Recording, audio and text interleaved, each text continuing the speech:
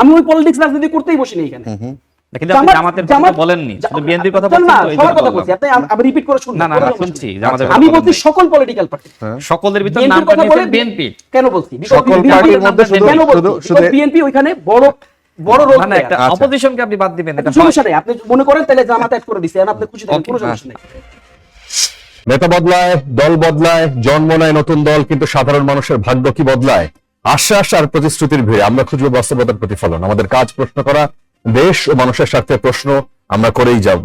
থাকবে মত ও ভিন্ন মতের শ্রদ্ধা। স্টার নিউজের কড়া আলাপে আজকে আমি ফারাদ হাফিজ। পরিচয় করে দিই, আজকে আলোচনায় আমাদের সাথে যারা যুক্ত হয়েছেন, বিএনপি নেতা রাশেদ খান, আমার ঠিক বাম পাশে রয়েছেন, জাতীয় নাগরিক পার্টির যুগ্ম সদস্য সচিব তাহসিন রিয়াজ এবং নেটওয়ার্ক ফর পিপলস অ্যাকশন এর সংগঠক অনিক রায়।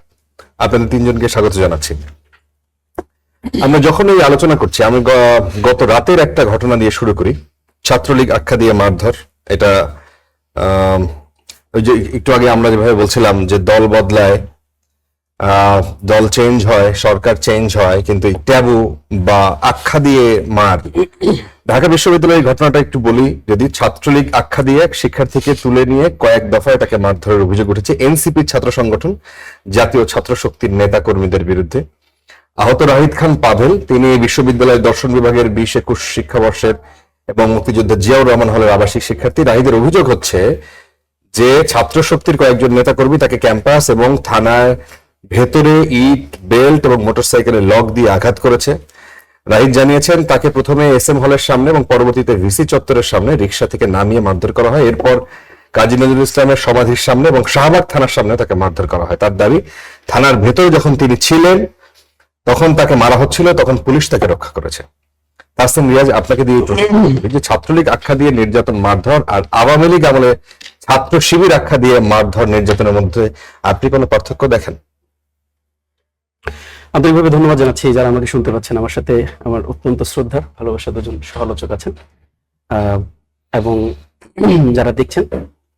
যে প্রশ্নটি আপনি করেছেন, দেখেন, যে কোনো মানে ইনজাস্টিফাইড ওয়েতে যে কাউকে এভাবে করে আঘাত করা, এটার আসলে পক্ষপাতী আমার মনে হয় না যেখানে আমরা যারা বসে আছি এটা কেউ। ইভেনচুয়ালি আমরা আসলে এই যে কালচার, আমরা তো এই কালচারের অবসানটাই চেয়েছি। এই কালচারটার অবসানের জন্যই আসলে 5 আগস্ট হয়েছে। 5 আগস্টের মানে যে ডেভেলপমেন্ট, এই ডেভেলপমেন্ট আসলে একদিন হয় নাই। লম্বা সময়ের ব্যবধানে যখন মানুষ এভাবে শোষিত হয়েছে, নির্যাতিত হয়েছে, মানুষ যখন জুলুমের শিকার হয়েছে, তার বিস্ফোরণটা আসলে মানে সামগ্রিকভাবে এই বিস্ফোরণটা আসলে সেখানে হয়েছে। কাজেই দেখেন, আপনি যে ঘটনাটা বলেছেন, এই ঘটনাটা যদিও এখানে তার দাবিগুলোকে আসলে খুব বোল্ডলি আসলে একটু ব্যাখ্যা করবো আর কি। আমি আমার পজিশনটাকে ক্লিয়ারলি বললাম আপনাকে। কাজেই দেখেন, এই ধরনের মানে সেলফ মানে প্রমোটেড হয়ে বা সেলফ মোটিভেটেড হয়ে আপনি কাউকে যদি মানে আঘাত করতে যান, সেটা তো আসলে সুন্দর না। আইনের শাসন হয় সেটা পরিপন্থী, সেটাকে আমরা কেউই সাপোর্ট করি না এবং সেটাকে আমরা সাপোর্ট করতে চাইও না, সেটাকে আমরা প্রমোটও করতে চাই না। This is the first phase. Second phase is, দেখেন, যে ঘটনাটা পাভেলের যে ঘটনাটা এসছে, এই ঘটনাটা একপাক্ষিক ভাবে মানে ইভেনচুয়ালি দেখেন, আপনিও যখন আমাকে প্রশ্ন করছেন, আমরা কিন্তু শুধু পাভেলের সাইডটাকেই শুনছি, পাভেলের এন্ডটাকেই শুনছি। এই ঘটনার সাথে মানে যাদের নাম এসেছে ছাত্র শক্তি, তাদের মধ্যে থেকে 2-1 জনের স্ট্যাটাস আমরা পড়ছিলাম, আমি আসার আগেও পড়ছিলাম যে তাদের আসলে ব্যাখ্যাটা কি, তারা কি ধরনের ব্যাখ্যা দিয়েছে। যদিও বাংলাদেশের মিডিয়াগুলো এখন ধরেন আমার কাছে মনে হচ্ছে যে একটা সেলফ সেন্সরশিপের মধ্যে দিয়ে যাচ্ছে, মানে একটা পক্ষকেই হচ্ছে বোল্ডলি দেখানোর মাধ্যমে তারা কল্যাণ খুঁজে পাচ্ছে। সেটাতে আমার কোনো দ্বিমত নাই। এটা জনগণ দেখছে, জনগণ মানে ওটাকে ডিফাইন করার ক্যাপাসিটি এখন মোর দেন আস। কাজে তারাও এটাকে ডিফাইন করে নিতে পারছে যে আসলে কোনটা সত্য, কোনটা মিথ্যা, বা কোনটা একটা সেভাবে দেখানো হচ্ছে, কোনটা আরেকটা অংশ দিয়ে দুইটাকে ব্যালেন্স করে দেখানোর সুযোগ ছিল। কাজে ওই ব্যাখ্যাটাও আসাটা জরুরি। সে কিন্তু এখানে খুব ক্ল্যারিফাইড ওয়েতে ব্যাখ্যা দিয়েছে যে দেখেন, লম্বা সময় ধরে একটা বড় গ্রুপ অফ পিপল যারা বিগত সময়ে হচ্ছে ছাত্রলীগের সাথে খুবই সিভিয়ারলি অ্যাক্টিভ ছিল এবং বিভিন্ন সময় পলিটিক্যালি মানে ভিন্ন মতকে দমন করার জন্য তারা খুবই রেডিক্যালি হচ্ছে তারা ওই সময় পারফর্ম করেছে। এই সমস্ত মানে সাবেক ছাত্র সংগঠন বা এক্সিস্টিং তারা আছে কিনা আমি জানি না, এদের একটা গ্রুপ বেশ কিছুদিন ধরে অ্যাক্টিভলি সেখানে রোল প্লে করছিল এবং তারা বিভিন্ন ছাত্রছাত্রীদেরকে, যারা জেনারেল ছাত্রছাত্রী আছে, জুলাইয়ের সাথে যারা কানেক্টেড, তাদেরকে মারাত্মকভাবে থ্রেটিং করছিল। এই পুরো ব্যাখ্যাটা আপনি পাবেন, মানে যারা যাদের ব্যাপারে এখানে এই ঘটনার সাথে জড়িত থাকার কথা এসছে, তাদের ব্যাখ্যাটা এখানে আছে।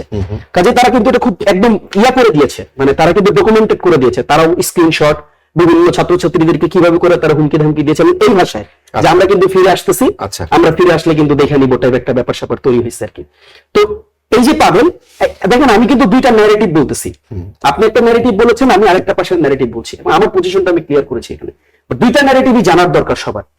তো এই পাবেলের ব্যাপারে যখন আলোচনাটা এসছে, পাবেলের নামে বিভিন্ন সময় বিশ্ববিদ্যালয়গুলোতে এটা খুব অলমোস্ট মানে নোন টু এভরিওয়ান ছিল আর কি। তারা বিভিন্ন ধরনের কর্মসূচি করার চেষ্টা করছিল এবং ছাত্রছাত্রীদেরকে থ্রেডিং করা, এবং বিপরীত পক্ষে তাদের বিভিন্ন সময়ের মানে মামলা টামলা খাওয়া যারা নেতা কর্মীরা আছে বিভিন্ন জায়গায়, যারা এখন মানে মানে জড়ো হয়ে থাকে এবং বিভিন্ন ভাবে অস্থিতিশীল করার চেষ্টা করে, তাদের সবাইকে অ্যাকোমোডেট করার একটা প্রচেষ্টা তাদের মধ্যে ছিল। তো এই পুরো কার্যক্রমের ব্যাপারে যখন পাবেলকে তারা এনকাউন্টার করেছে, জিজ্ঞাসাবাদ করেছে, তারা বুয়েটের ক্যান্টিনের একটা ঘটনাকে উল্লেখ করেছে। সেখানে যখন তাকে জিজ্ঞাসা করেছে যে ভাই আপনি কি ধরনের কোনো কাজের সাথে সম্পৃক্ত কিনা বা যুক্ত কিনা, এই মোমেন্টামেও সে খুবই রেডিক্যালি তাদেরকে করেছে এবং কমফোর্ট করতে গিয়ে সে বিভিন্ন তার সহজ মানে সঙ্গী যারা আছে তাদেরকে ফোন করে ডেকে নিয়ে আসা, তাদেরকে দিয়ে অ্যাটাক করানোর একটা চেষ্টা করেছে এবং সেখানে তাদের সাথে একটা বাগবিতণ্ডা বা হাতাহাতির মতো একটা ঘটনা ঘটে। পরবর্তী সময়ে এটা আসলে যখন মানে মানে কাউন্টার এনকাউন্টার হয়, তখন তো আসলে খুবই স্বাভাবিকভাবে একটা মারধরের পর্যায়ে চলে যায় ঘটনাটা। তো এটা মারধরের পর্যায়ে গিয়েছে এবং আমরা যতটুকু দেখেছি এটা তো আমাদের কাছে এখন আছে। ছাত্র শক্তি এখন তো একটা নির্বাচিত সরকার ক্ষমতা, অন্তর্বর্তী সরকারের সময় এক রকমের সময় গেছে এবং সেখানে মবের এক রকমের বৈধতাও কোনো কোনো ক্ষেত্রে আমরা দেখেছি, এবং রাষ্ট্রের শিথিলতা বা আইন শৃঙ্খলা বাহিনীর অপারগতাও অনেক সময় আমাদের সামনে এসছে। এখন প্রশ্ন হচ্ছে যে আপনি বলছেন যে আইনের শাসনে আপনারা সেটা চান না, কিন্তু এখন যেহেতু ছাত্র শক্তি ক্ষমতায় নাই, ওইভাবে বললে ছাত্রদল বা বিএনপির ছাত্র সংগঠন তারা এখন ক্ষমতায় আছে, তারা ঘটাইলে এটা একরকমের কিছু মানে বোঝা যেত, কিন্তু ছাত্র শক্তি এই ক্ষমতাটা এখন তারা হলে যে আমরা কালচার দেখতাম, গণরুম করা, মিছিলে জোর করে নিয়ে যাওয়া, সেইটা কি এখন ছাত্র শক্তি? এটা কমপ্লিটলি ফ্রেমিং। প্রথমত মানে আপনি মানে যে ঘটনাকে কেন্দ্র করে এই ফ্রেমটা বানাচ্ছেন, এটা আমার কাছে মনে হয় যে জাস্টিফাইড ফ্রেম না। আচ্ছা, ঠিক আছে। যে ইনসিডেন্টকে আপনি বলছেন, এই যে ধরেন আমরা এখন একটা ঘটনাকে কেন্দ্র করে আমরা অনেকগুলো ঘটনার মানে ন্যারেটিভ তৈরি করতে পারি। যেমন ধরুন যে ছাত্র শক্তি ঘটনাটা ঘটাইছে, তার মানে আমরা ধরে নিতেছি ছাত্র শক্তি মানে অনেকগুলা ঘটনা ঘটাইছে, আমরা পার্টিকুলার ঘটনা নিয়ে কথা বলি, অথবা পার্টিকুলার ঘটনা যেগুলো ঘটে গেছে এরকম 5-6টা ঘটনা নিয়ে কথা বলি। মানে এখানে সম্ভবতার ভিত্তিতে ধরে নিয়ে কথা বলার কোনো সুযোগ নেই, এক। দ্বিতীয়ত মানে এটাও বলার সুযোগ নাই যে ছাত্র শক্তি দ্বারা অনেকগুলো ঘটনা এর পূর্বে ঘটছে। যদি ঘটে থাকে আপনি আমাকে স্পেসিফিক করেন, 5-6টা ঘটনা দেন, ঘটনা নিয়ে আমরা ডিসকাস করতে পারি। আর আপনি যেটা বলেছেন, দেখেন এখানে গভর্নমেন্ট এখন পাওয়ারে আছে, তাই না? গভর্নমেন্ট পাওয়ারে আছে, ঠিক আছে, তাহলে গভর্নমেন্টকে বলেন এটা ইনভেস্টিগেট করতে, যে ভদ্রলোক এখানে পাবেল যিনি অ্যারেস্ট হয়েছে তার সাথে কি আসলেই রাষ্ট্রবিরোধী কোনো ষড়যন্ত্র যুক্ত ছিল কিনা। ভাই দেখেন আমরা তো কিছুদিন আগে হাদিকে মরতে দেখছি, দেখেননি আপনি? তাহলে হাদিকে তো মানে আইন শৃঙ্খলা বাহিনী তো করতে পারেনি আসলে, মানে তাকে কি রেজিস্ট্যান্স করতে পারেনি তো দিন শেষে। এখন ঘটনাটা কি হয়েছে আমি বলতেছি না যে এটা প্রোঅ্যাক্টিভলি জনগণ করবে, জনগণের কাজ না এটা করা, বাট আইন শৃঙ্খলা রক্ষাকারী বাহিনী এখানে ফেল করতেছে কিনা ইন আ ওয়ে, অর আইন শৃঙ্খলা বাহিনী এখানে কম্প্রোমাইজ হয়ে যাচ্ছে কিনা ইন আ ওয়ে, অর আইন শৃঙ্খলা বাহিনী কোনোভাবে এই আতাতের সাথে এই যে নতুন করে রিফর্ম করা, খুনিদেরকে নতুন করে জায়গা দেওয়া ক্যাম্পাসে, এবং তারা মেডিকেলি তো ফিলিং করতেছে, এটা স্ক্রিনশট তারা শেয়ার করতেছে, এই কাজটা করতেছে কিনা এটা ইট শুড বি আইডেন্টিফাইড। আমার মানে মানে মূল প্রসঙ্গটা হচ্ছে দেখেন, আইদার আইন শৃঙ্খলা রক্ষাকারী বাহিনীকে এটার ব্যাপারে একটি রোল প্লে করতে হবে, যারা মামলার সাথে জড়িত, খুনের সাথে জড়িত, নির্যাতনের সাথে জড়িত তাদেরকে অ্যারেস্ট করতে হবে, অর আপনাকে এই কনফিডেন্স দিতে হবে, ন্যাশনকে, রাষ্ট্রকে এই কনফিডেন্স দিতে হবে যারা জুলাইয়ের সাথে জড়িত ছিল। এখন এখানে প্রশ্ন চলে আসে যে তার নামে যদি মামলা না থাকে, তার নামে যদি এইভাবে অভিযোগ না থাকে, কোনো জিডিও না থাকে, তাহলে আইন শৃঙ্খলা বাহিনী কোন দুঃখে তাকে ধরবে? বলাই হচ্ছিল নির্বাচনের আগে এই দেশে তো আওয়ামী লীগের ভোট আছে। আচ্ছা, এই দেশে এখনো অনেকেই ছাত্রলীগ করে, তারা হয়তো পালিয়ে টালিয়ে যে কোনো ভাবে আছে, কিন্তু তারা তো আছে এই দেশে। এখন এই মানুষগুলো কি হবে? কিছু আমি আপনাকে বলি, দেখেন এখনই মজার ব্যাপার, এখন তাহলে এটাকে কি মানে ওনাকে কি ভিত্তিতে ধরবে? আচ্ছা, ধরেন কারণ আমার মামলা নাই, সে কি ষড়যন্ত্র করতে পারে না? মানে এটা কি প্রুভ হয়? ধরেন কারণ আমার মামলা নাই, আপনি কি বলতে পারেন যে ওর নামে যেহেতু মামলা নাই ও আগামী 20 বছরের জন্য সার্টিফাইড? ষড়যন্ত্র করে দেখেন, সে যদি ষড়যন্ত্র করে, আমি সেটাই আপনাকে বলছি, কিছু আমি কিন্তু আপনার বাইরের কথা বলি নাই, আমি কথাটাই বলছি। তাহলে প্রোঅ্যাক্টিভলি আইন শৃঙ্খলা রক্ষাকারী বাহিনীকে ইনভেস্টিগেশনটা করতে হবে, যার ব্যাপারে এ ধরনের অভিযোগ উত্থাপিত হচ্ছে, এটাকে আইন শৃঙ্খলা বাহিনীর বাহিনীর উপর একটা দায় বর্তায় না? আচ্ছা। তারা এটাকে মানে ক্ল্যারিফাইড হইতে তারা একটা পজিশন নিবে। Right. কাজে দেখেন আপনার ব্যাপারে আমি যদি বলি আপনি ষড়যন্ত্র Right. ইনাওয়ে, রাইট। তাহলে আইন শৃঙ্খলা রক্ষাকারী বাহিনীর কাজ কি? সেটা কিন্তু বুঝতে পারবেন, রাষ্ট্রের প্রশ্ন এটা। জুলাই গণঅভ্যুত্থান তো এটা আপনার আমার পার্টিকুলারলি ছাত্র শক্তি বা বিএনপির প্রশ্ন, এটা রাষ্ট্রের প্রশ্ন। Right. এবং যারা এই ধরনের মানে নির্যাতন অত্যাচারের সাথে যুক্ত ছিল তার তো অনেকগুলো ছবি বেরিয়েছে, কি ধরনের কার্যক্রম করছে, এটা রাশেদ ভাইরাও তাদের ভিকটিম। আচ্ছা, কাজে তাদের ব্যাপারে আপনি তো সচেতন না, থাকবেন। এত কিছু বলার উদ্দেশ্য কি এরকম যে এটা জাস্টিফাইড? না, আমি কি কথা একটা বলার জন্য বলি, রাইট। আপনি এটা justification নাই। শুরুতে আপনি ক্লিয়ার আমি শুধু এটা দেখেন, আমি জাস্ট 30 সেকেন্ড বলি। দেখেন ম্যাটার হচ্ছে এখানে জাস্টিফিকেশনের প্রশ্ন তো আমি আগেই ক্লিয়ার করছি। Right. একটা রাষ্ট্রের একজন জনগণ এটা কেউ কি জাস্টিফাইড বলবে? Right. বলবে না। বাট আমি এটা বারবার বলতেছি যে ধরনের আলোচনা কর্মকর্তা থাকার আপনি তো বলতে হবে যারা এখানে ভিকটিম তাদের কথা আপনি বলবেন। দুই পক্ষের দুই পক্ষের এই জায়গায় আমাদেরও কথা আছে। আমরা চেষ্টা করেছি তাদেরকে ফোনে রিচ করার, যাদের নাম এসছে তারা ফোনে আমাদেরকে রিসিভ করেন নাই, যার কারণে আমরা টক শোতে আমরা চেয়েছিলাম যে তাদেরকে এনে আমরা একটু জিজ্ঞেস করতে। অনেকে আপনাকে এই একই প্রশ্ন জিজ্ঞেস করি যে আমরা যেটা আগে দেখেছি যে আওয়ামী লীগ আমলে নামাজ পড়লে, ধর্মীয় বই পেলে শিক্ষার্থীদের ছাত্র শিবির আখ্যা দিয়ে তাদেরকে মারা হতো, হুমকি দেওয়া হতো, সকাল বিকেল কি জানো এরকম একটা স্লোগান ছিল যে সকাল বিকেল শিবির ধরে ধরে জবাই কর, না পরে আবার সেটা আবার চেঞ্জ হয়েছে একটু ধোলাই কর, এরকম ছিল। তো সেই কাজটাই কি না, সেই জিনিসটাই কি আবার মানে জায়েজ করা হচ্ছে, আবার নতুন করে নতুন সংজ্ঞা দিয়ে সকাল বিকেল, সেই স্লোগানও কিন্তু আমরা শুনছি। আমি একটা এই ফ্রেডরিক নিৎসের একটা আলাপ দিয়ে শুরু করবো আর কি। মানে ফ্রেডরিক নিৎসের একটা বই আছে বিয়ন্ড গুড এন্ড এভিল। সেখানে ফ্রেডরিক নিৎসে বলতেছে যে আপনি যেই দানবের বিরুদ্ধে লড়াই করতে যান তখন প্রত্যেকবার নিজেকে একবার করে সতর্ক করবেন যেন এই দানবটা আমি কোনোদিন না। তো আজকে মনে করেন এই যে তাসিম রিয়াজ ভাই, নিশ্চয়ই ওই ছেলে ছাত্রলীগও হইতে পারে। যেমন আমার কথা হলো যে আপনি প্রচুর ফেসবুকে ছাত্রলীগের লিডারশিপ ইফতার করে বেড়াইতেছেন, ফেসবুকে তারা ছবি দিচ্ছে। তাহলে এখন আমি যদি একজন রাষ্ট্রের একজন রাজনীতিবিদ হয়ে থাকি, আমি যদি বলি যে এটা একটা নিষিদ্ধ ছাত্র সংগঠন, তার ব্যাপারে অবস্থান নিতে হবে, তাহলে তো আপনার স্বরাষ্ট্র মন্ত্রণালয় ঘেরাও করতে হবে। আপনি তো নিশ্চয়ই ব্যক্তি খুঁজবেন না, আপনি স্বরাষ্ট্র মন্ত্রণালয়কে অ্যাকাউন্টেবল করেন যে এই ছাত্র সংগঠন নিষিদ্ধ, তারা এভাবে ওপেন মিটিং করতেছে, তাদের উত্তর জেলা কমিটি, দক্ষিণ জেলা কমিটি, হল কমিটি, নানান নামে মিটিং গুলো হচ্ছে, ইফতার পার্টি গুলো হচ্ছে। আপনি রাষ্ট্রকে ব্যবস্থা করবেন, কারণ রাষ্ট্রের দায়িত্ব এটা অ্যাকাউন্টেবল করা, আপনার নিজের দায়িত্ব তো না। এখন আমরা প্রথম থেকেই বলতেছি যে ছাত্রলীগ তো একদিনে ছাত্রলীগ হয়নি। প্রথমে এটা আওয়াজ তুলছে যে ছাত্র শিবির তো মাত্র, দেখা গেছে সবাই এক প্রকার সম্মতিও দিচ্ছে নানান কিছু না বলে। তো আস্তে আস্তে মারতে ও তো একসময় এই গুম খুনের যে পুরো কালচার, এই কালচারটা তৈরি করছে। তো আপনি আজকে আসলে কি রাস্তায় হাঁটতেছেন? আপনি অভ্যুত্থানের পর থেকে আমরা কোন লাইনে গেছি? আমরা একটা লম্বা সময় বলছি রিকনসিলিয়েশন জরুরি। বাংলাদেশ 71-এ একটা মিস করছে, মুক্তিযুদ্ধের পরে রিকনসিল হয়নি কোনো কিছু, ফলে জামাতের প্রশ্ন আপনার এখনো ডিল করতে হইতেছে। এখন আপনি ওই সময় করেন নাই, তাহলে এই সময় তো করলেন না। এখন আপনি যখন আওয়ামী লীগের ব্যাপারে দোষ দিয়ে ধরতে যাবেন, তাহলে তো যে কেউ আপনাকে প্রশ্ন করতেই পারে যে আপনার স্ট্যান্ডার্ডটা কি, মাস কিলিং এর স্ট্যান্ডার্ডটা কি? আপনি একজন মাস কিলারের সাথে রেখা বলতেছেন আরেক মাস কিলারে আমার ঠেকাইতে হবে, তাহলে এই পলিটিক্সটা কি? পলিটিক্সটা কি মিন করে? আপনার স্ট্যান্ডার্ড তো ঠিক করতে হবে, আপনার মোরাল স্ট্যান্ডার্ড তো থাকতে হবে। এখন আপনি যতদিন মনে করেন একজনকে রেখা আরেকজনকে বলবেন যে ও থাকতে পারবে না, তাহলে এই যে অল্টার ইগো যে রাজনীতি, সেটার মধ্যে বাংলাদেশ থাকবে। আপনি লক্ষ্য করে দেখেন বাংলাদেশে গভর্নমেন্ট আছে, এই মোমেন্টে ইলেক্টেড গভর্নমেন্ট আছে, সব আছে, কিন্তু গত 2 দিন ধরে বাংলাদেশে আসলে কি চলতেছে? আজকে আমি ঠিক জায়গাটার নাম মনে নাই, একটা বড় অভিযান পরিচালনা করা হয়েছে কোন একটা ক্রাইম স্পটে, জঙ্গল সালিম একটা জায়গাটার নাম। তো আপনি দেখেন এই নামটা আমার কাছে ভালো মতো পৌঁছায় নাই, কারণ সারাদিন আসলে এগুলো নাই, আমরা আলাপ করতেছি আরেক জিনিস নিয়ে। আমার পার্লামেন্ট বসতে যেতেছে 12 তারিখ, কি কি বিল উঠতে হবে, কি কি বিলের ওখানে আলোচনা হইতে হবে, আপনি কোনো রাজনীতিবিদের মুখ থেকে কথা শুনবেন না। কারণ এই চটকদার জিনিসগুলো ঘটে আসলে ক্রাউডের এক প্রকার মনে দৃষ্টি সরায় রাখা হয়, আসল জিনিসগুলো যেন অনেক আরাম করে করা যায় আর কি।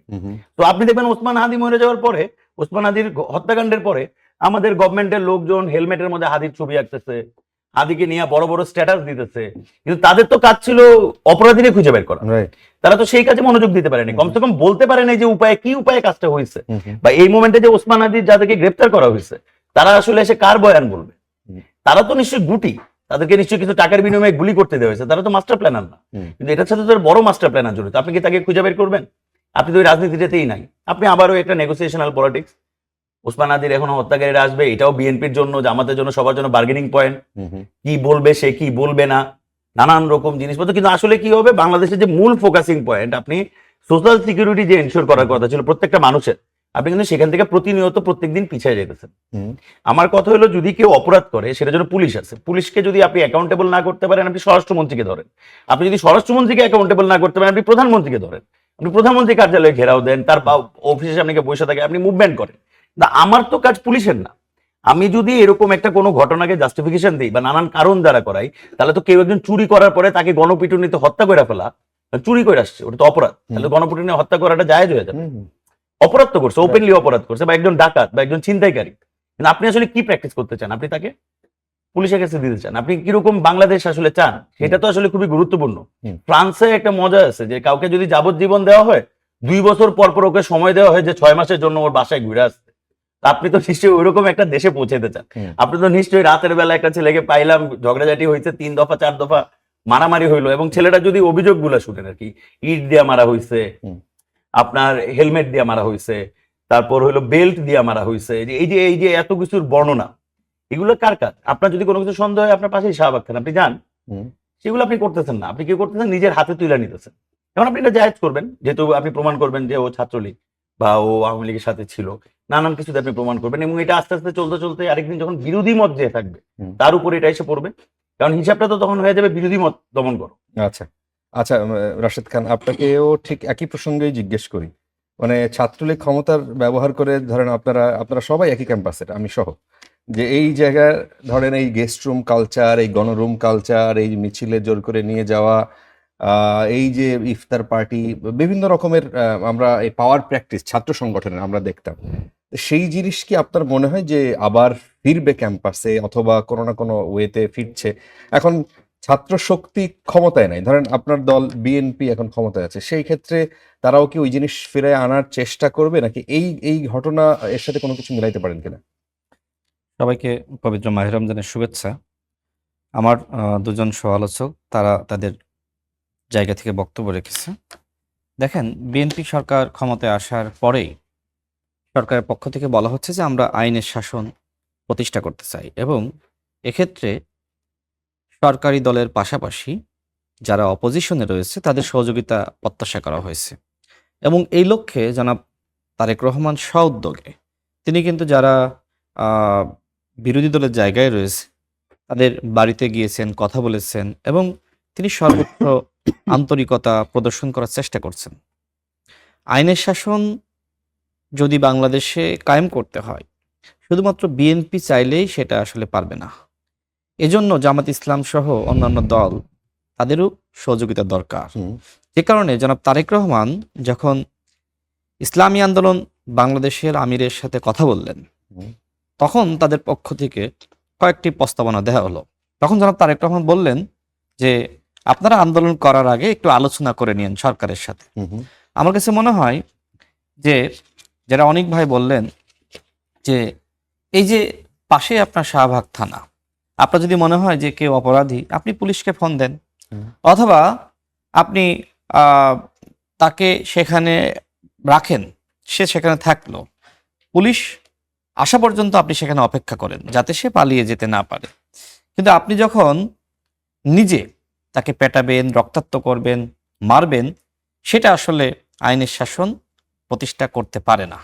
অর্থাৎ বিএনপি যেদিকে যাচ্ছে, আমার কাছে মনে হয় বিএনপি সরকারকে সহযোগিতা না করে তাকে কিভাবে বিপদগ্রস্ত করা যায়, রাষ্ট্রকে কিভাবে উচ্ছৃঙ্খল করা যায়, সেই লক্ষ্যে একটা গোষ্ঠী কাজ করছে, এবং তার অংশ হিসেবে আমার কাছে মনে হয়েছে এটা তারই অংশ।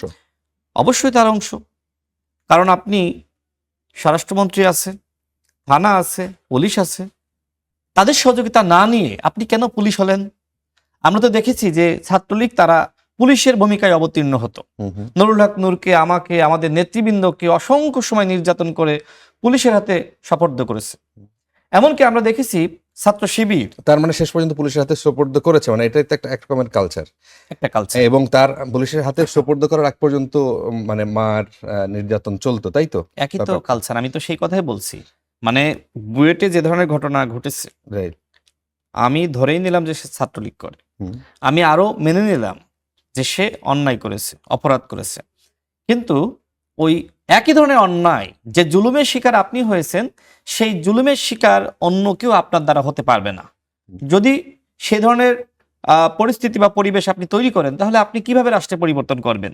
যেখানে এনসিপি বলেন, ছাত্র শক্তি বলেন, যুব শক্তি বলেন, তারা তো আসলে নতুন রাজনৈতিক বন্দোবস্ত প্রতিষ্ঠা করতে চায়। গণ অভ্যুত্থানের সময় পক্ষ বিপক্ষ, প্রতিরোধ পাল্টা প্রতিরোধ, এই কাজগুলো হয়েছে। খুব স্বাভাবিক, গণ অভ্যুত্থানের সময় এই ধরনের ঘটনা পৃথিবীর প্রত্যেকটা দেশেই হয়। কিন্তু গণ অভ্যুত্থানের পরে রাষ্ট্রকে যদি আপনি একটা শৃঙ্খল জায়গায় নিয়ে যেতে চান, তাহলে আপনাকে নিয়মতান্ত্রিকভাবে কাজ করতে হবে। অন্তর্বর্তীকালীন সরকার সেই নিয়মতান্ত্রিকভাবে কাজ করতে পারে নাই। তারা 18 মাসের মধ্যে দেখবেন যে যে রাস্তায় মিছিল করতে পেরেছে, শক্তি প্রদর্শন করতে পেরেছে, তার পক্ষে সরকার অবস্থান নিয়েছে। যদি জামাত ইসলাম এই কাজটা শক্তভাবে করতে পেরেছে, তাহলে জামাতের দাবি সরকার মেনে নিয়েছে। এনসিপি পারলে এনসিপির দাবি মেনে নিয়েছে। বিএনপি তো আসলে অন্তর্বর্তীকালীন সরকারের সময় মুভমেন্ট করে নাই, কোনো বিষয়ে কিন্তু বিএনপি মুভমেন্ট করে নাই। বিএনপি কোনো বিষয়ে মুভমেন্ট করে নাই, মানে যেটা আসলে সরকারের বিরুদ্ধে যায় বা সরকার আপনার মানে ক্ষমতায় থাকার ক্ষেত্রে এক ধরনের বাধা সৃষ্টি হয়, এই ধরনের কোনো মুভমেন্ট করে নাই। বিএনপির হয়তো কিছু মুভমেন্ট সেটা ছিল জনবান্ধব, কিছু মুভমেন্ট থাকতে পারে, কিন্তু সরকার বাধাগ্রস্ত হয়, আইনের শাসন প্রতিষ্ঠা করার ক্ষেত্রে সরকার বাধাগ্রস্ত হয়, এরকম কোনো মুভমেন্ট কিন্তু সরকার মানে করে নাই কিন্তু বিএনপির পক্ষ থেকে।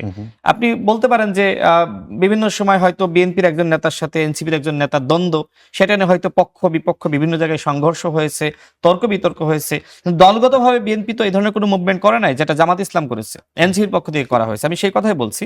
তো এখন যেহেতু নতুন সরকার এসেছে ভোটের মাধ্যমে, এবং এই নির্বাচনকে তো জামাত ইসলাম মেনে নিয়েছে, এনসি মেনেছে, প্রত্যেকটা দল মেনে নিয়েছে, মোটামুটি গ্রহণযোগ্য নির্বাচন বলেই তো সবাই মেনে নিয়েছে। সুতরাং এই সরকারকে সহযোগিতা করা সবার দায়িত্ব। আচ্ছা, এবং আমি সর্বশেষ বলি, দেখেন এই যে ছেলেটি, সে হোক ছাত্রলীগ, কিন্তু এতটা অমানবিক তো হওয়া যায় না যে ও সেহরি খাওয়ার জন্য গেছে, তাকে সেখানে মারতে হবে, রক্তাক্ত করতে হবে। এবং নির্যাতনের তো আসলে একটা লেভেল থাকে। আমি ধরে নিলাম যে ওকে আপনি একটা চড়থাপ্পড় মারবেন, যেটা বাংলাদেশকে তো চাইলে আপনি একদিনে ভালো করতে পারবেন না, কিন্তু যেভাবে রক্তাক্ত করা হয়েছে এটা আসলে অত্যন্ত অমানবিক।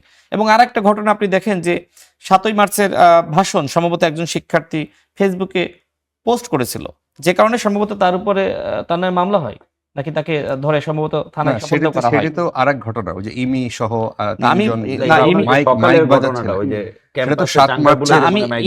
ইমি সহ কয়েকজন ছেলে তারা যে শাহবাগ থানার সামনে গেল, কেন গেল?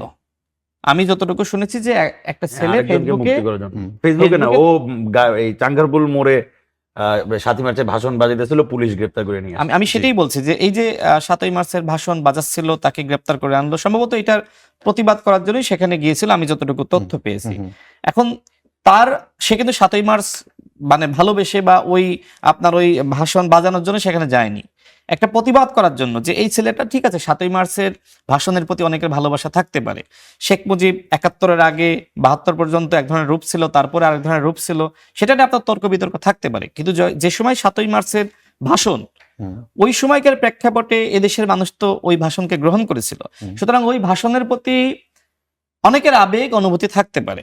সেই আবেগ অনুভূতির জায়গা থেকে কেউ ফেসবুকে পোস্ট করতেই পারে, কেউ মোবাইলে শুনতেই পারে, তাই না? এখন ওই শোনার কারণে তাকে গ্রেপ্তার করা, এবং এই যে গ্রেপ্তার করলো, এই গ্রেপ্তার করার কারণে কিন্তু ইমি আমাদের সাথে একসময় আন্দোলন সংগ্রাম করেছে। 18 সালে আমি যে সময় অ্যারেস্ট হই, সে সময় কিন্তু ইমিকেও অ্যারেস্ট করা হয়েছিল। তিনি একদিন গুম ছিলেন, এবং তিনি জাতীয় নাগরিক কমিটির নেত্রীও ছিলেন, অর্থাৎ এনসিপির গঠিত হওয়ার আগে যে সংগঠন, সেই সংগঠনের নেত্রী ছিলেন, জুলাই গণ অভ্যুত্থানের পক্ষে ছিলেন। আমি দেখলাম যে তাকেও ছাত্রলীগ নেত্রী বানানো হচ্ছে, এবং তিনি মূলত শাহবাগ থানার সামনে গিয়েছিলেন প্রতিবাদ জানাইতে, যে ঠিক আছে আমাকেও ধরো, 7ই মার্চ ওই দিনের ভাষণ বাজানোর জন্য যদি কাউকে অ্যারেস্ট করতে হয়, আমাকে অ্যারেস্ট করো। আমি মনে করি না যে আসলে ওই ভাষণের প্রতি ভালোবাসার জায়গা থেকে গিয়েছে, মূলত এই ভাষণ শোনার জন্য একজনকে অ্যারেস্ট করা হয়েছে, এই জন্য প্রতিবাদ জানাতে সেখানে গিয়েছিল। কিন্তু তার সাথে তো এক ধরনের যে আচরণটা করা হয়েছে, তাকে ছাত্রলীগের নেত্রী বানানো হচ্ছে, তাকে রিকশায় বসিয়ে থানায় সোপর্দ করা হলো। এটা যারা করেছে, বিশ্ববিদ্যালয়ে একটা প্রেসার গ্রুপ সৃষ্টি হয়েছে। এবং এই প্রেসার গ্রুপটা কারা? এই প্রেসার গ্রুপটা তো আমরা দেখেছি আসলে তারা ছাত্র শিবিরের রাজনীতির সাথে অধিকাংশই জড়িত, এবং এই কাজটা তারা কেন করছে আমি জানি না।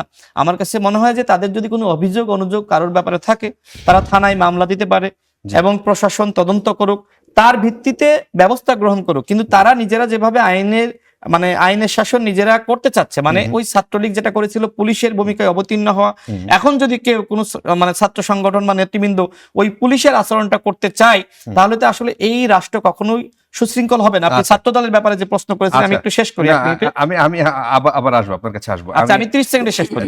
দেখেন, আমরা যে সময় বিশ্ববিদ্যালয়ে এই প্রসঙ্গেই থাকবো, আমরা আবার আসছি। আজকে একটা খবর আপনি হয়তো দেখেছেন, তাসনিম রিয়াজ, যে ডিসি কোহিনুর বিএনপি জামাত জোট সরকারের আস্থাভাজন একজন কর্মকর্তা ছিলেন, তাকে 15 বছর পর আজকে আবার পুনর্বহাল, এবং তাকে যেই আদেশটা আছে সেখানে তার সমস্ত সুযোগ সুবিধা সহ তাকে চাকরিতে পুনর্বহাল করা হয়েছে।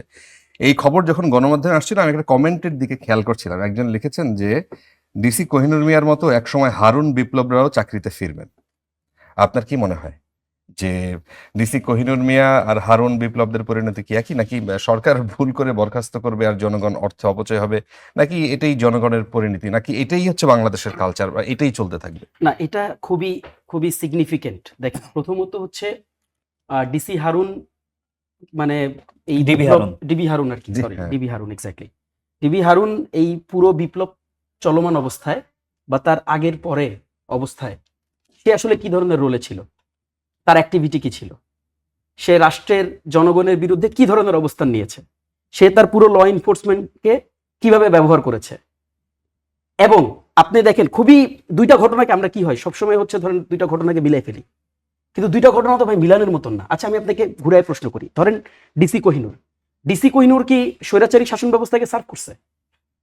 না, কিন্তু করেনি তো। তার আমি যে ভূমিকাটা সেই সময় ছিল বা হ্যাঁ। দেখানো হয়েছে, হ্যাঁ। সেখানে তো বিষয়টা তো বিতর্কিত ছিল, এবং সেটা বিতর্কিত ছিল, সেটা ডিফারেন্ট অ্যাসপেক্ট আমরা ডিসকাস করবো, সমস্যা নেই।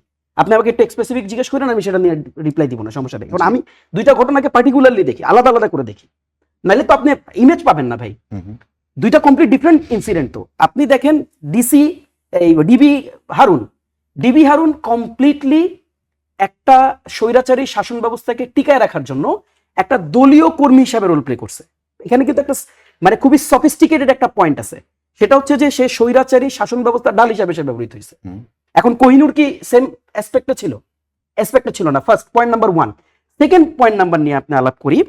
ডিবি হারুন তার স্বপদে বহাল থাকা অবস্থায় বাংলাদেশে গণহত্যা সংগঠিত হয়েছে। দেখেন, আমি এই ডিসি কোহিনুরের হয়তো তার রাজনৈতিক পরিচয় বিএনপি হইতে পারে, আইডিয়ালি কি হওয়ার কথা, আমি বিরোধী দলের সাথে বিরোধিতা করার কথা, তা আমি ফ্যাক্ট বেসিস কথা বলতেছি, আমি একদম ইনসিডেন্ট বেসিস কথা বলতেছি।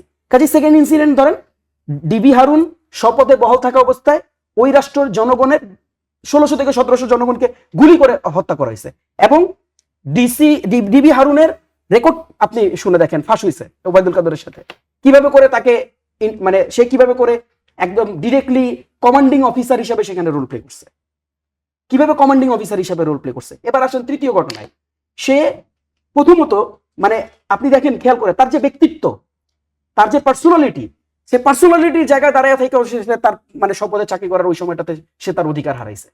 কি ধরনের ভিডিও আদার কন্টেন্টস গুলো ওই সময় অ্যাপিয়ার হয়েছে সোশ্যাল মিডিয়াতে আপনি জানেন, এবং আপনি তার শপথটাও জানেন। তার শপথ তো আসলে সে নেয় না, বাট তার যে কমিটমেন্ট ওই চাকরির পদের জন্য, সে কমিটমেন্টটাও আপনি জানেন। ফোর্থ অফ দি ইস্যু, আপনি যদি ফোর্থ অফ দি ইস্যুর দিকে তাকান, পুরো এন্টায়ার 16 ইয়ার্সে সে এহেন কোন অ্যাক্টিভিটি, যে অ্যাক্টিভিটিটা রাষ্ট্রের পক্ষে করেনি, মানে জনগণের পক্ষে করেনি। সে সরাসরি স্লেভারি করছে, সরাসরি জনগণের মানে জনগণের বিপক্ষে দ্বারা সে স্লেভারি করছে। যখন মন চাইছে রাশেদ ভাইকে উঠায় নিয়ে আসে, যখন মন চাইছে এই আপনার সমন্বয়কদেরকে উঠায় নিয়ে আসে, যখন মন চাইছে এই বিএনপির যিনি হারুনুর রশিদ, তাদের মতন লোকজনদেরকে তিনি সংসদ ভবনে পিটাইছে। এখন সিমিলার জায়গায় আসলে কি ডিসি কোহিনুর আছেন? নাই তো। সে যেই গভর্নমেন্টকে সার্ভ করছে, ইলেক্টেড গভর্নমেন্টকে সে সার্ভ করছে। সে যে গভর্নমেন্টকে সার্ভ করছে, সে তো স্বৈরাচারী ব্যবস্থাকে সার্ভ করেনি। আচ্ছা, এখন আপনি মানে দেখেন, এখন আপনি অপরাধের মাত্রা দেখেন, আপনি সর্বোচ্চ কি বলতে পারেন? সর্বোচ্চ আপনি একটা হাইপোথেটিক্যাল জায়গা ডেভেলপ করে বলতে পারেন তার বিরুদ্ধে দুর্নীতির অভিযোগ আছে। সর্বোচ্চ গিয়ে আপনি তাকে বলতে পারেন যে সে যত একটা রাষ্ট্রের অধীনে পুলিশ কর্মকর্তা ছিল, সে রাষ্ট্রকে সার্ভ করছে। বাট আপনি তার পেছনে কি স্বৈরাচার ব্যবস্থাকে সার্ভ করা, তার পেছনে কি গণহত্যার কমান্ডিং অফিসার হিসেবে রোল প্লে করার তকমা লাগাইতে পারেন? দুজন কিভাবে একসাথে ব্যাক করে? নো স্কোপ সিম্পলি না। দুইজন একসাথে ব্যাক। যিনি কমেন্ট করেছেন তার বক্তব্যটা ছিল এইরকম যে একটা সময় ধরেন 30 বছর পর এই দেশে আওয়ামী লীগ আবার ক্ষমতায় আসলো, সে 30 বছর পর এরা যদি বেঁচে থাকে, এরা আবার চাকরিতে সে সমস্ত সুযোগ সুবিধা সহ তাকে আবার ফেরানো হবে। ধরেন ফেরানো হইলো, এই অপরাধগুলো মানে প্রুভড অপরাধ না, হুম। আপনি আমি দেখি নাই, উইটনেস করি নাই, ফেরানো হইলে কি এটা ভালো হয়ে যাবে? ফেরানো হইলে কি আমি বসে জাস্টিফাই করতে পারবো? ফেরানো হইলে আমি বলি জি কোহিনূরের ব্যাপারে আমি যে পজিশনটা নিতে পারতেছি, ইলিগাল পজিশন, জি এখানে কি হয় জানেন, এখানে হয় হচ্ছে আইনের বাইরে জি এই ক্ষমতার যে প্রসেস, ব্যুরোক্রেসি বা এই যে আমলাতন্ত্র, এই সবকিছুর বাইরে একটা জিনিস থাকে, সেটা হচ্ছে নৈতিক পজিশন। আপনি কি তখন ডিবি হারুনের ব্যাপারে নৈতিক পজিশন নিতে পারবেন না তো ভাই। আপনি দেখেন তাকে ধরে নেই হাইপোথেটিক্যালি 30 বছর পর, সেই সময় আপনার ইমেজেই ধরে নেই Right. 30 বছর পর সে যদি ফেরত আসে, আমি তো আমার নৈতিক পজিশন চেঞ্জ করতে পারবো না, বিকজ উই হ্যাভ উইটনেসড, হুম। তাই না? আমি তো পজিশনটা চেঞ্জ করতে পারবো না, কাজে সে হয়তো ফিরে আসতে পারে। আচ্ছা আই ডোন্ট হ্যাভ এনি আচ্ছা। This arguments. আচ্ছা বাট শুনুন, আমি আপনাকে বলি, 30 বছর পর যদি আওয়ামী লীগ ফেরত আসে, আর আওয়ামী লীগ যদি এই ডিসি হারুনদেরকে মানে ফিরায় নিয়ে আসার আওয়ামী লীগ হয়, তাহলে এই আওয়ামী লীগ আবার বিতাড়িত হবে বাংলাদেশ থেকে, এটাও মাথায় রাখেন। আচ্ছা অনেক রায়, আপনাকেও ঠিক একই প্রশ্ন, আপনি কোনো বিচারিতা এই জায়গায় দেখেন কিনা, বা এই জিনিসটাকে আপনি কিভাবে দেখেন? আমি প্রথমে একটু বলি, আমার মনে হয় যে রিয়াজ ভাই আসলে ডিসি হারুন লোকটাকে ঠিকঠাক মতো মানে মেবি আইডেন্টিফাই করতে পারতেছেন না। ডিসি যেটা হলো ছাত্র দলের আমলে, ওই আমলে ঢাকা বিশ্ববিদ্যালয়ে শামসুন্নাহার হল একটা ঘটনা ঘটে। ডিসি কোহিনূর, হ্যাঁ, এই সরি ডিসি কোহিনুর, আমি হারুন বলে বলছি। এই যে ডিসি কোহিনুর সেটা লিড করেন, হলের ভিতরে ঢুকেন এবং হলো হলের ভিতরে মেয়েদেরকে বের করে নিয়ে এসে সে মারা হয়। এটা বড় মুভমেন্ট 2002 সালে, এটা অনেকেই জানেন এবং খুবই সিগনিফিক্যান্ট মুভমেন্ট বিএনপি আমলে। আমার প্রশ্নটা আসলে ডিসি কোহিনুরকে ফেরত আনা বা ডিসি হারুনদের ফেরত আনার বিষয় না, বিষয় হলো আপনি স্ট্যান্ডার্ডটা কি ঠিক করুন। এই মুহূর্তে কেন আপনার 15 বছর আগে একজন অফিসারকে আরেকবার প্রয়োজন পড়বে, যিনি 15 বছর 17 বছর সার্ভিসের সাথে নাই? হুম। তিনি এই মোমেন্টে কি কারণে এত প্রয়োজন যে তাকে আপনার নিয়ে আসতে হবে? কেন আপনি কি তো নতুন রিক্রুট করতেছেন, আপনার বাহিনীতে লোক আছে, তাহলে মানে আমি বুঝাইতে পারতেছি যে আপনি আসলে এমন একটা অ্যারেঞ্জমেন্ট রেডি করতেছেন যেগুলো আপনার লোক। হুম। ফলে ওই যে লোক ডিসি হারুন বলতে, ডিসি হারুনের ফেরত আসা বলতে যে কমেন্টটা করছেন আমাদের যে অডিয়েন্স, তিনি কিন্তু আসলে একটা জায়গা থেকে বুঝেই করছেন। সেটা ডিসি হারুনকেও আনা হয়েছিল শেখ হাসিনার হয়ে কাজ করার জন্য, এবং সে আন্দাজ করতেছে ডিসি কোহিনুরকেও আনা হচ্ছে সেই মেকি মেকানিজমের জন্য, কারণ লয়ালিটির প্রশ্ন আছে। 17 বছর 18 বছর আগে আপনার হয়ে পারফর্ম করছে সে, এই কারণে আপনি এক্সিস্টিং যারা আছে তাদের উপর ভরসা পাচ্ছেন না। কিন্তু ডিসি কোহিনুর তার ক্ষেত্রে যদি উনি বলেন যে আমি বিচারহীনতার শিকার হয়েছি, কোনো সমস্যা নাই তার ওই ব্যাপারে। তার যদি আমি যদি ভুল করে না থাকি, ইন্টারিম গভর্নমেন্টও শুরুতে এসে বেশ অনেকজন অফিসারের র্যাঙ্ক আপ করে দিতে, বেতন দিচ্ছেন অলোকে, কিন্তু আমি জানি না আসলে ডিসি কোহিনুরের এই মোমেন্টে বয়স কি, যে তিনি এখন সার্ভিস করতে পারবেন কিনা। তিনি যেই বয়সে তিনি ডিএমপির কমিশনার ছিলেন, ওটা তো নিশ্চয়ই একটা সিনিয়র এজ, সেটা আজকে থেকে 17-18 বছর আগের ঘটনা আমি বলছি। ডিসি ছিলেন এখন তার যদি ইনজাস্টিস হয়ে থাকে, এটা কিন্তু আমরা সেটাকে আপনি ভুট্টুকি করেন, আমার তো সমস্যা নাই। আপনি তাকে তার র্যাঙ্ক বাড়ায় দিতে পারেন, তার অবসর ভাতা বাড়ায় দিতে পারেন, নানান কিছু করতে পারেন, কিন্তু তাকে কেন ফেরত আনা হবে?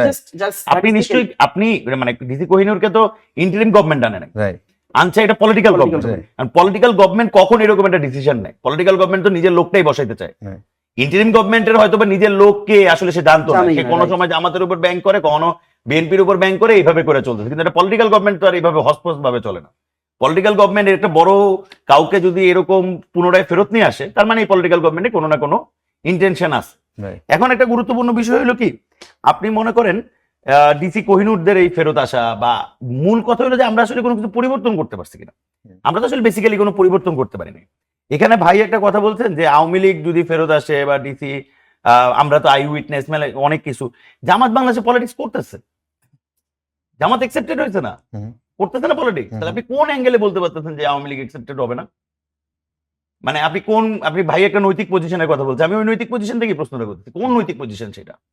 তাহলে কোনটা দিয়ে আপনি জাস্টিস করবেন যে ওকে ঠিক আছে, এই কারণে জামাত করবে, এই কারণে আওয়ামী লীগ করবে না? আপনার কাছে কোনো পার্থক্য থাকবে না।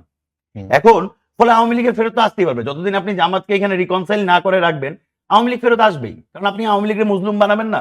জামাতে 17 বছর লাগছে, আওয়ামী লীগের তো 17 বছর লাগবে না। কারণ আপনি যদি এই মেয়াদেও যদি আওয়ামী লীগের ভোটে আনতেন, আওয়ামী লীগ 20% ভোট কাস্ট করতো না? আওয়ামী লীগ তো বিরোধী দল হইতো। আপনি মনে করেন আমরা একটা সেটেলমেন্টের মতো একটা ইলেকশন করব, আপনার মনে হয় আওয়ামী লীগ প্রধান বিরোধী দল হতো? হইতো, কারণ আপনি তো অন্য কোনো পলিটিক্যাল পার্টি দেখাইতে পারবেন। আপনি বলেন যদি এই ইলেকশনে আপনার বিএনপি তার স্বতন্ত্র প্রার্থী না রাখতো, খুব সিরিয়াস পজিশন নিয়ে যদি মুখ করতো, রাশেদ ভাই ভালো বলতে পারবে আরো, বিএনপি যদি তার স্বতন্ত্র পার্টিগুলোরে প্রার্থীগুলোরে সরাইতো, জামাত এনসিপি জোটের সিট কি 30টার বেশি হইতো? ঢাকা শহরে প্রত্যেকটা সিট তারা স্বতন্ত্রদের কারণে হারছে বিএনপি। স্বতন্ত্ররাও ভোট পাইছে, মূল ক্যান্ডিডেটও ভোট পাইছে, দুইজনে ভোট যোগ করে দেখা যাচ্ছে যে যিনি দাঁড়িপাল্লা জিতছেন তার থেকে কমসে কম 10-20 হাজার ভোট বেশি আছে। রাইট। সো তাহলে মানে বিএনপিটা রিল্যাক্স ইলেকশন করছে, এই জন্য সে এত স্বতন্ত্র রেখে দিচ্ছে, সে জানে এগুলোতে কোনো সমস্যা হবে না।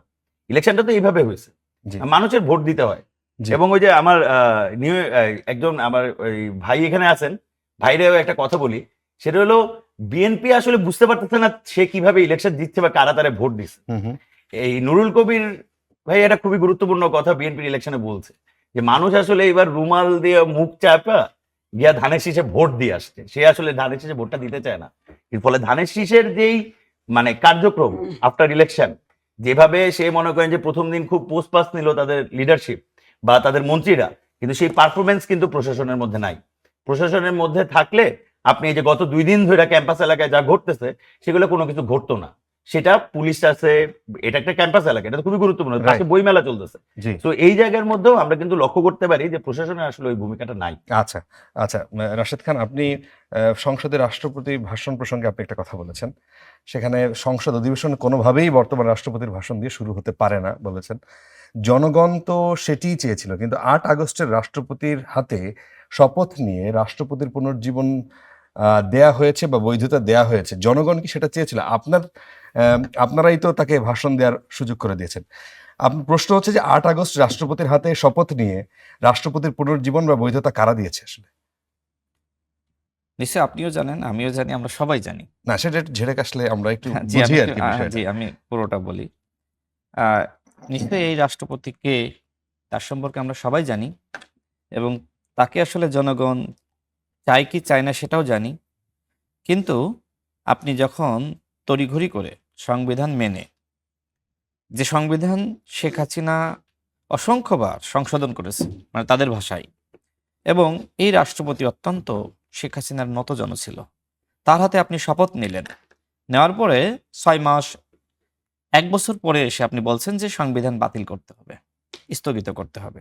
আবার কেউ কেউ বলছে যে এখন এই সরকারকেই বাতিল করতে হবে, বাতিল করে এখন শহীদ মিনারে ডক্টর মোহাম্মদ ইউনূসকে রাষ্ট্রপতি হিসেবে শপথ নিতে হবে। এ ধরনের বক্তব্য ফরাদ মজহরদের মতন যারা ছিল তারা দিয়েছিলেন। তো এখন বিএনপি কি করবে? বিএনপি একটি পলিটিক্যাল পার্টি এবং সে দেখছে যে আগামীতে আমি ক্ষমতায় যাচ্ছি, স্বাভাবিকভাবে এই রাষ্ট্রে যদি নতুনভাবে কেওয়াস সৃষ্টি হয়, সেক্ষেত্রে তো আসলে দেশ একটি সংকটে পড়বে এবং বিএনপি যে ক্ষমতায় যাওয়ার ক্ষেত্রে, রাষ্ট্র পরিচালনা করার ক্ষেত্রে একটি সম্ভাবনাময়ী দল, এক্ষেত্রে বিএনপিও দল হিসেবে ক্ষতিগ্রস্ত হবে।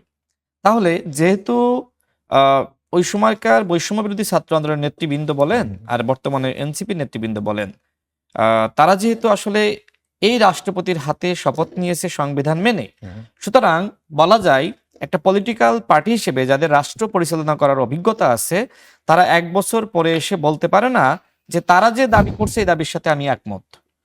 অর্থাৎ এই যে এনসিপি বলেন বা জামাত বলেন বা অন্যান্য দল বলেন, যারা একসাথে এই যে জোট বেঁধেছে, তারা আসলে এই সংবিধান এবং রাষ্ট্রপতির বৈধতা 8 আগস্ট দিয়ে ফেলিয়েছে, যে কারণে এর ধারাবাহিকতা বিএনপিকে এখন মেনে নিতে হচ্ছে।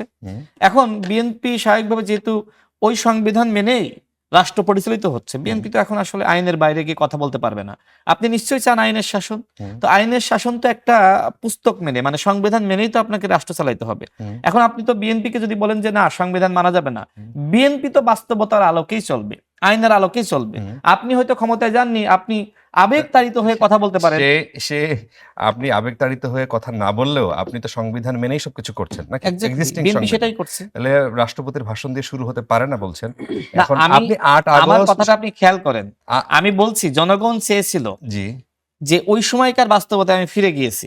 জি জনগণ নিশ্চয়ই চায়নি যে রাষ্ট্রপতির হাতে অন্তর্বর্তীকালীন সরকারের উপদেষ্টারা শপথ নিক, কিন্তু জনগণের চাওয়াকে উপেক্ষা করে রাষ্ট্রপতির হাতে, মানে বর্তমান যিনি রাষ্ট্রপতি তার হাতে যেহেতু শপথ নিয়েছে অন্তর্বর্তীকালীন সরকার এবং ছাত্র উপদেষ্টারা, সুতরাং ধারাবাহিকতা তারাই সৃষ্টি করেছে। এখন বিএনপি এখন সেই ধারাবাহিকতা টেনে নিয়ে যাচ্ছে। সেটা আপনার বর্তমান দল বিএনপি অথবা গণ অধিকার পরিষদ, আপনারা সেই সময় গণ অধিকার পরিষদের সাথে ছিলেন, সেই সময় কি আপনাদের উপস্থিতিতে, আমি জানি না সেই অনুষ্ঠানে আপনারা উপস্থিত ছিলেন কিনা, সেখানে জি, আমি আপনারা ছিলাম। ছিলেন না? জি ছিলাম। তাইলে সেই জায়গায় আপনাদের সমর্থন ছিল না, নাকি ওইখানে হই হুল্লোড় করেছেন যে না হবে না? দেখেন, সেখানে যেটি হয়েছিল যে ওই সময়কার বাস্তবতায় আপনি নিশ্চয়ই দেখেছেন যে নেপালে আসলে কারা সরকার গঠন করেছে। হুম, নিশ্চয়ই ওই সময় অভ্যুত্থানে যারা নেতৃত্ব দিয়েছে তারা। হুম। তো বাংলাদেশে অভ্যুত্থানে যারা নেতৃত্ব দিল তাদের তো একটি সম্ভাবনা সৃষ্টি হয়েছিল হুম। এবং ওই সময়কার পুরো রাষ্ট্রযন্ত্র এবং ক্ষমতা কাঠামো তাদের হাতে। তারা যেটি বলছিল সেটি হয়েছে। এমনকি এই যে সৈয়দা রিজওয়ানা হাসান, তাদেরকে কিন্তু বৈষম্য বিরোধী ছাত্র আন্দোলনের যে 6 সদস্য বিশিষ্ট একটা লিয়াজু কমিটি গঠিত হয়, তারাই কিন্তু নিয়োগ দিয়েছে। যারা যারা নিয়োগ পেয়েছিল এখন বর্তমানে এনসিপি নেতৃবৃন্দ, বাট ওই সময়কার বৈষম্য বিরোধী ছাত্র আন্দোলনের নেতৃবৃন্দ তারাই কিন্তু নিয়োগ দিয়েছিল। হুম। বিএনপি কাদেরকে নিয়োগ দিতে পেরেছে? হয়তো বিএনপি বা অন্য দলের কাছে রেফারেন্স চাওয়া হয়েছে, মতামত চাওয়া হয়েছে, কিন্তু তারা যেটি চেয়েছে সেটি হয়েছে। তারা রাষ্ট্রপতির হাতে শপথ নিতে চেয়েছে, হয়েছে। হুম। তারা সংবিধান রেখে দিয়েছে, হয়েছে। ওই সময় বিএনপির কিছু করার ছিল না, অন্যান্য দলের কিছু করার ছিল না। আচ্ছা। কথা বলার সুযোগটাই তো রাখে নাই। ওই তারা যা সময়- চেয়েছে তাই ওই হয়েছে। সময় বিএনপির কিছু করার ছিল না, কিন্তু ওই সময়ের একজন উপদেষ্টা এখন বিএনপির পররাষ্ট্রমন্ত্রী। তাকে আবার নিয়োগ দিয়েছে কারা? কারা? তাকে নিয়োগ দিয়েছে কারা? তাকে তো বিএনপি নিয়োগ দেয়নি। তাকে নিয়োগ দিয়েছে আপনার মানে এই সরকারে যারা ছিল জি। তাদেরই একটা অংশ, এবং সরকারে কারা ছিল? নাহিদ ইসলামরা ছিল, আসিফ মাহমুদরা ছিল, তারাই নিয়োগ দিয়েছে তাকে। আচ্ছা, আচ্ছা, তাহসিন রিয়াজ, এই একই বিষয়ে আপনার কাছেও প্রশ্ন যে রাষ্ট্রপতি এই এখন কি হবে, মানে বিষয়টি কি হবে? রাষ্ট্রপতি তিনি তো সেদিন জয় বাংলা কি জি, জি। বাংলাদেশ জিন্দাবাদ বলে তিনি এবং স্বাধীনতা বললেন তো, রাষ্ট্রপতি স্বাধীন জিয়াউর শহীদ রাষ্ট্রপতি জয় জিয়াউর বাংলার পরে রহমান এখন বাংলাদেশ জিন্দাবাদ জয় বলছে। বাংলার পরে বাংলাদেশ জিন্দাবাদ বলে তিনি তো স্বীকার করলেন যে দেখেন, হ্যাঁ তিনি আমি প্রথমত বলি যে এবং তিনি অনেক কিছু বলেছেন একটা ইন্টারভিউতে, আমি জানি না, একটা গণমাধ্যমে সে পরিষ্কার করে অনেক কিছু বলেছেন যে সে কাইন্ড অফ জেলখানার মধ্যে ছিলেন। এটা তো তার শপথের মানে বিপরীতমুখী তার কার্যক্রম। এটা মানে শুধুমাত্র এই ঘটনাকে কেন্দ্র করেই জি, আপনি তাকে মানে করতে জি। পারেন, অভিশংসনে নিয়ে যেতে পারেন। জি। এখন ফ্যাক্ট না, ফ্যাক্ট হচ্ছে কি জানেন? ফ্যাক্ট হচ্ছে যে এরকম একটা অনৈতিক পজিশনে থাকা লোক, হুম, প্রবলেমটা কি দেখেন? এই প্রবলেমটা হচ্ছে, দেখেন ওই যে রাশেদ ভাই যে কথাটা বলে, রাশেদ ভাই আজকে অনেকগুলো পজিশন মানে মানে আমি জানি না এটা মানে এটা কি বলবো আমি, এটা আমি তো আমার পজিশনের ব্যাখ্যা দিয়েছি। যেমন দেখেন রাশেদ আপনি ভাইরা, ব্যাখ্যা দেন। হ্যাঁ, রাশেদ ভাইরা এখন এই রাষ্ট্রপতিকে, যেহেতু রাশেদ ভাই এখন বিএনপি করে, ওনার উপর একটা বার্ডেন আছে, কাজেই এই রাষ্ট্রপতিকে রাখার জন্য এখন ওই সময়কে সে মানে ওই সময়ের যে ঘটনাচক্রকে সে তাই জাস্টিফাই করতে হচ্ছে বুকে পাথর চাপা দিয়ে। হুম, হুম। না, আপনি কেন Unfortunately, হ্যাঁ, আপনি তাহলে কেন আপনারা বুকে কেন পাথর চাপা এই দিয়ে শপথ রাষ্ট্রপতিকে নিলেন? না সেটাই এই বলবো। রাষ্ট্রপতিকে সেটা আপনারা ব্যাখ্যা কেন রাখলেন এবং শপথ নিলেন সেই হ্যাঁ, সময়? সহজ দেখেন, মানে ওই যে বললাম যে ঘটনাচক্রকে আপনি তো যখন ব্যাখ্যা করবেন আপনি আপনার মতন করে ব্যাখ্যা করবেন। রাইট। প্রবলেমটা কি দেখেন? প্রবলেমটা হচ্ছে আপনি ডেফিনেটলি ওই সময়কার একটা সিগনিফিকেন্ট ইনসিডেন্ট জানেন। তারেক রহমানের পর্যন্ত সেখানে সেই সময়টাতে মিটিং হয়েছে, এবং মিটিংয়ে তারেক রহমানকে দুটো পদ্ধতির কথাই কিন্তু প্রপোজ করা হয়েছিল। বিএনপির পজিশন কি ছিল? আপনি go and search, Mirza Fakhrul Islam আলমগীরের খুবই চমৎকার একটা ইন্টারভিউ আছে ওভার দি ইস্যু, এবং বিএনপির ইন্টারভিউর পরবর্তী সময় নাহিদ ইসলাম এই পুরো জিনিসটাকে ক্ল্যারিফাইড ওয়েতে তার ফেসবুক পোস্টে পুরো ঘটনাচক্রটা তিনি লিখেছিলেন। বিএনপির পজিশন ওয়াজ অ্যাডামেন্ট, এটা বিএনপির পজিশন ছিল কিন্তু যে রাষ্ট্রপতিকে রাখা। রাষ্ট্রপতিকে রাখা, এবং তারা না, না, কনস্টিটিউশনাল। এটা সঠিক না। ভাই আমাকে একটু আপনি বলতে দেন, আমি আপনার সময় বলি। এনসিপি বললেই তো আমি আপনার সঠিক সময় হবে বলি না। নাই, আপনি মির্জা ফখরুল ইসলাম আলমগীরের ইন্টারভিউটা সার্চ করেন, এটা খালেদ মহিউদ্দিনের শোতে তিনি ইন্টারভিউটা করেছেন, এটা খুবই ক্ল্যারিফাইড পজিশন আছে। আচ্ছা, এই জায়গাটাতে বিএনপি যখন অ্যাডামেন্ট থাকে হুম, এবং আদার পলিটিক্যাল পার্টিস যখন অ্যাডামেন্ট থাকে, তখন এই যে গ্রুপ অফ পিপল যাদের পলিটিক্যাল অ্যাফিলিয়েশন বা পলিটিক্যাল লেগেসি বা পলিটিক্যাল মানে প্রিভিয়াস ওয়ার্ক এত শক্তপোক্ত না, ওই সময়টাতে তো আসলে এই সকল রাজনৈতিক শক্তির তাদের জোরালো মানে সমর্থন তাদের দরকার ছিল। উইদাউট দ্যাট তার তো আসলে খুব একটা মানে কিছু করার খুব একটা সুযোগ ছিল না। আপনি দেখেন এই বৈঠকটা গিয়ে হয়েছে কিন্তু ইয়াতে, এই আপনার সেনাবাহিনী মানে সেনা সদরে। কাজে দেখেন পুরো ঘটনাচক্রে আপনি যদি এখন সেই সেনা সদরে তখন বৈষম্য বিরোধী ছাত্র আন্দোলনের গেছে, কেউ ছিল না। আমি এই যে দেখেন এই না, ছিল কি বৈঠকটা ছিল না ছিল বঙ্গভবনে। বঙ্গভবনে, জি। এখন এই ছিল কি ছিল না এখান থেকে কি আপনি কোনো রেজাল্ট ফাইন্ড আউট করতে পারতেছেন? ছিল কি ছিল নার উপর তো রেজাল্ট দাঁড়াচ্ছে না পারাবি ভাই। জি। আপনি যখন খুব ক্রিটিক্যাল একটা মোমেন্টামে থাকেন, এই ক্রিটিক্যাল মোমেন্টামে আপনি যখন বুঝেন যে আপনার সকল দলের মানে সমর্থন নিয়ে আপনাকে আগাইতে হবে, একটা গণপ্রত্যান সংগঠিত হয়ে গেছে রাষ্ট্রে, ইটস নট আ জোক। মানে আপনি গণপ্রত্যান সংগঠিত হওয়ার আগে আপনি 6 জনের লিডিং এ 7 জনের লিডিং এ অনেক কিছু চলতেছিল, বাট রাষ্ট্র যখন আপনি রিবিল্ডিং এর একটা প্রসেসে যাবেন, বিএনপির মতন একটা বড় দল তার যদি একটা বিরাট ভার্ডিক্ট থাকে কোন একটা পয়েন্টে, সেটাকে কি আপনি ডিনাই করে আপনি মুভ করতে পারবেন? ওই সময়টাতে সেই সময়টাতে মানে আপনি প্রতিনিয়ত আপনি মানে বড় রকম সংখ্যায় আপনি যাচ্ছেন, সেখানে প্রতিবিপ্লব হওয়ার সংখ্যা তৈরি হচ্ছে, সেখানে পুলিশের পক্ষ থেকে সেখানে নানা রকম মানে প্রবলেম তৈরি হচ্ছে। আপনি তো এত বড় ভার্ডিক্টকে আপনি ডিনাই করে যাওয়ার সুযোগ নাই তো আপনার। আপনি রেশনালি চিন্তা করেন, ইমোশনালি না। ওই পয়েন্টটা কিন্তু ইমোশনাল পয়েন্ট না ভাই। কাজেই দেখেন ওই ভার্ডিক্ট গুলোকে সাথে নিয়ে তার আগাইতে হয়েছে। পয়েন্ট নাম্বার 2 বলি। পয়েন্ট নাম্বার 2 হচ্ছে, ঠিক আছে আপনার কনস্টিটিউশনাল মানে কন্টিনিউশনকে আপনি জাস্টিফাই করতেছেন, ভেরি ওকে। এখন কনস্টিটিউশনাল কন্টিনিউশন যদি আপনি এগ্রি করলে সেখানে রাষ্ট্রপতি ভাষণ দিবে প্রথম সংসদ হিসাবে। এখন এইখানে প্রশ্নটা আসে কই জানেন? এখানে প্রশ্নটা আসে ওই যে আবার ওই পয়েন্টে আপনার নৈতিক পজিশনে। এখন দেখেন যে রাষ্ট্রপতি ওই সময়টাতে আমি আপনাকে বলি, যখন গণহত্যা খুব তুঙ্গে, যখন প্রত্যেকদিন রাষ্ট্রের পুলিশের হাতে রাষ্ট্রের জনগণের লাশ পড়তেছে জুলাইতে, তখন এই রাষ্ট্রপতির কাছে কিন্তু জুলাইয়ের যারা প্রধান সারি সমন্বয় করেছিল তারা কিন্তু তার ডোরটা নক করেছিল। তিনি কিন্তু ওই ডোরটা খুলেন নাই এবং তিনি কমপ্লিটলি ডিনাই করেছেন। এই পুরো ঘটনা চক্রে রাষ্ট্রপতির কোনো ধরনের পজিশন ছিল না। তিনি চুপ থেকে নিষ্ক্রিয় অবস্থায় এই পুরো গণহত্যাকে তিনি কিন্তু মানে জাস্টিফাই করেছেন এবং প্রমোট করেছেন। কাজে দেখেন আমাদের প্রসঙ্গটা হচ্ছে জুলাই পরবর্তী সংসদ। এই জুলাইয়ের কারণে তো ইলেকশনটা হইলো, নাহলে তো আপনার সংবিধানে যে সংবিধানের দোহাই আমরা এখন শুনতেছি, এই সংবিধানের দোহাই দিয়ে তো বিএনপি কে 2-3টা ইলেকশনে কিক আউট করছেন। এবং বিএনপি একটা বড় প্রতিবাদ সবাই আরাম করে করতে পারে নাই, ঠিক আছে করতে পারে নাই, তার লিমিটেশন ছিল অনেক, এখানে অনেক গাল গল্প আছে, সেই গল্পে না যাই।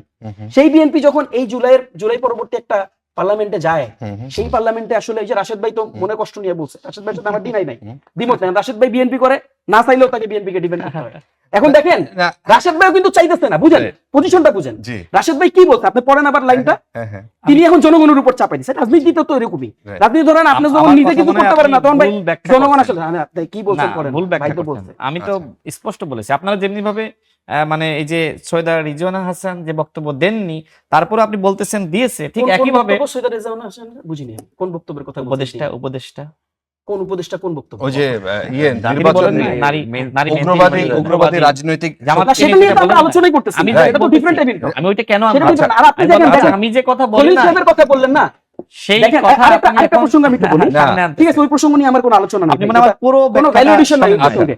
আমি আরেকটা আলোচনা জাস্ট করে শেষ করি। দেখেন খুবই মজার ঘটনা মানে হয় ওই যে যেটা বললাম, দল করলে দলকানা হইতে হয়। খুবই সারপ্রাইজিং ফ্যাক্ট বলে দেখেন, রাশেদ ভাই যখন ন্যারেশনটা ডেভেলপ করতেছিল, প্রত্যেকটা ন্যারেশন ডেভেলপমেন্টে এই জামাত করছে, এনসিপি করছে, মানে রাষ্ট্রের ওই সময়টাতে রাষ্ট্রের গুরুত্বপূর্ণ মানে জায়গা দখল করা, আন্দোলন করে এগুলো করছে, কিন্তু বিএনপি করে নাই। আপনি প্রশ্ন করছেন তো, বুঝছেন না, বিএনপি জনগণের সমস্যা এই ধরনের কোনো কার্যক্রম করে নাই। বিএনপি মানে আপনার উইকের পর উইক নগর ভবন আটকে রাখছিল। বিএনপি যমুনার সামনে যে ধরনের স্লোগান দিয়ে যে ধরনের বিরাট রকম জনসভা করে মব সৃষ্টি করছে, এটা আর কোনো দল করতে পারে নাই। এবং দেয়ার আর মেনি ইনসিডেন্টস।